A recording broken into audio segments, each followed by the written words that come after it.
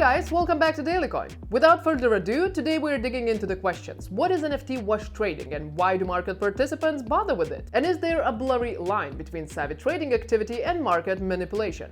Let's start with what exactly is NFT wash trading. A wash trade is any exchange where a single trader is both the buyer and the seller in a transaction. This is generally done to create misleading market data and inflate trading volumes. Wash trading isn't exclusive to NFTs, and digital currencies like Bitcoin and Ethereum, stocks and other traditional assets can also be wash traded for various reasons. But what exactly does a wash sale look like?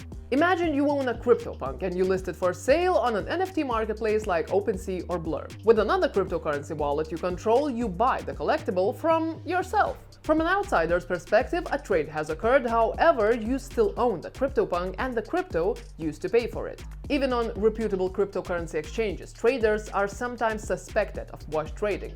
Forbes analysis suggests that over 50% of all Bitcoin trade volume is fake. What's the point in faking this volume, and how do crypto and NFT traders benefit from that? Now, token airdrops are perhaps one of the most common ways blockchain protocols incentivize and attract users. Some NFT traders and smart contract deployers earned over $1 million in the Blur airdrops over February 2023. Although Blur claims that they excluded wash trading volume from the airdrop, that doesn't mean that NFT traders wouldn't have tried anyway in the hope to outsmart the system.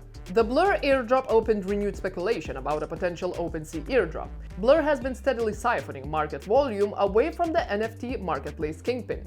In anticipation of a future airdrop, wash traders have been furiously inflating their volume on OpenSea by trading scam NFTs on Polygon.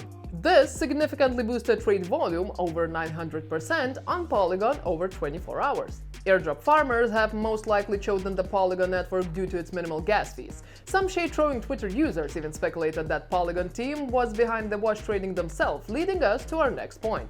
Some traders use NFT wash trading to create false hype and inflate the value of their NFTs. For example, imagine I want to try and prove my rare NFT is more valuable than the floor price of the collection. I list my NFT at twice the value of the floor price and immediately purchase it using other cryptocurrency wallet I control. Thanks to my clever trick, another trader might think that the NFT has a higher valuation than it should. NFT traders follow volume. This means that if a certain collection has a sudden spike in buys and sells, that could indicate a bullish announcement or partnership has been announced. Overcome by FOMO, traders might immediately buy NFTs based purely on the trading activity of others. Scam collections often take advantage of this FOMO. They will wash trade between their wallets to generate hype, hoping unaware traders will rush into the trending collection without researching market risk. This boosts the floor price of the collection and brings exit liquidity to existing holders placing sell orders. Now, less malicious than falsifying trading volume to lure unfortunate traders, many NFT traders use wash trading to offset their tax losses. Crypto taxes are a complicated topic, but tax loss harvesting is a clever way to reduce your tax liability. NFT wash trading helps traders realize a tax loss without losing beneficial ownership of the NFT itself. For example, if I buy an NFT for 1 Ethereum and sell it for half Ethereum, I can claim half Ethereum as capital gains losses. However, if I sell that NFT to another cryptocurrency wallet I control, I get to offset my tax liability while still holding and owning the NFT. I can still use it as PFP and get all the holder benefits while saving on my tax bill. If you think that's all too good to be true, that's because it is. The Commodity Exchange Act and the Commodity Futures Trading Commission says wash trading is actually illegal. It's considered market manipulation. Profiting from wash trading is strictly prohibited, with severe repercussions for those caught in the act. Fortunately, there are ways to discourage NFT wash trading that hit traders where it hurts the most: their wallets. Marketplace fees and creator royalties are obvious methods to stop wash traders by taking a percentage of all their transactions. However, marketplace wars are tense in the NFT space. Competition for users has forced NFT marketplaces to lower and in some cases remove marketplace fees in their entirety. This move has had mixed responses from the wider NFT community. On the one hand, traders are happy because they no longer need to pay fees to intermediaries like OpenSea.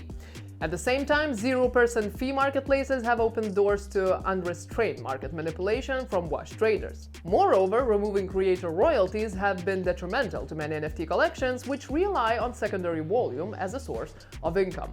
But, of course, there's a flip side. While NFT wash trading provides some benefits to traders, it is, well, illegal. It is expected that any wash trading activity will be discovered by regulators when users declare their tax returns. NFT wash trading, while illegal, is a common occurrence in both the NFT market and wider crypto space. Understanding why and how wash trading happens will help you to recognize it in the future and protect you from unknowingly being a victim of market manipulation. Thanks for watching, guys. I'll see you next week.